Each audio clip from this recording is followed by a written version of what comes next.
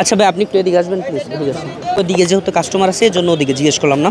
একেবারে কসম করে সত্যি কথা বলবেন, এই চিকেনের মধ্যে কোনো ভেজাল নাই তো। ছোলা ডালটা দিয়ে আমার কাছে খাইতে টোটালি ভালো লাগেনি।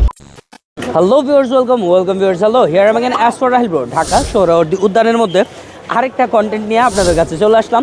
সো লোকেশনটা সবার আগে বলি, এই যে উদ্যানের মধ্যে যে বটতলাটা আছে সেটা ঠিক অপোজিটে হচ্ছে বিসমিল্লাহ স্টার কাবাব।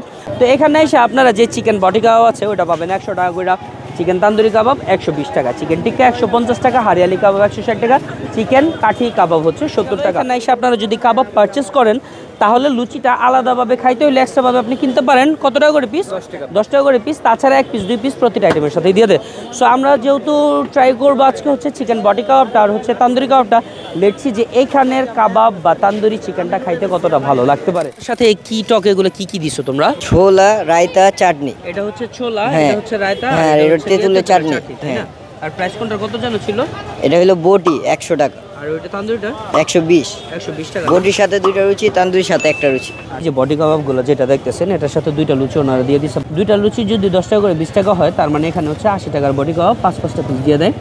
তবে 120 টাকা হিসেবে সত্যি কথা বলতে এরকম একটা বড় পিস কেউ মনে হয় না আশা করছে।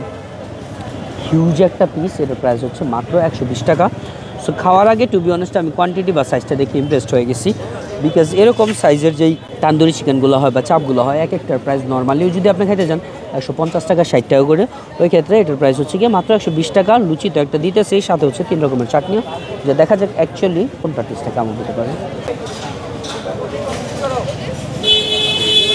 যখন আপনারা এই বডি কাবাবগুলো খাবেন যথেষ্ট স্পাইসি আছে আর সফট আছে, এমন না যে কোনো ড্রাই। সত্যি কথা বলতে আমি ভাবছিলাম এখানে এসে যদি কোনো চিকেন আইটেম খাই ওটা আহামরি তেমন একটা ভালো হবে না, এটা আমার কাছে ফিল হয়েছে।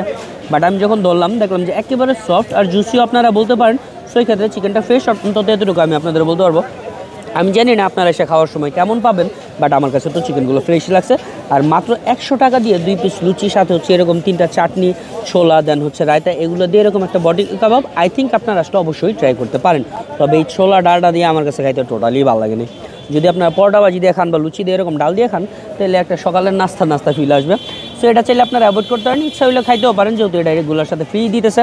এখন যাই হচ্ছে কি এরকম হিউজ সাইজের একটা তান্দুরি চিকেনের দিকে, এটা আমি লুচি ছাড়া খাইতেই পছন্দ করবো বেশি।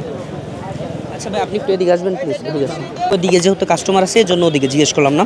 একেবারে কসম করে সত্যি কথা বলবেন, এই চিকেনের মধ্যে কোনো ভেজাল নাই তো? না, কোনো ভেজাল নাই। কসম কসম কসম খায় কই চিকেনে কোন বটিতে কোনো ভেজাল নাই। করলাম নিশ্চিন্তভাবে খাইতে পারেন। জি, আমগো রোজকার প্রোডাক্টস রোজ কোনো প্রোডাক্টস আমগো থাকে না। সো না, এটা কি জন্য জিজ্ঞেস করলাম আপনাদের রিভিউটা দিয়ে দিই। সেটা হচ্ছে গিয়ে যে বডি কাবাবটা আলহামদুলিল্লাহ খাইছি, এটা ভালো, বাট 120 টাকা, তাই তো 120 টাকা হিসেবে এরকম হিউজ সাইজের একটা চিকেন দিয়ে সবাইকে এরকম বড় সাইজেরই পাবে, রাইট?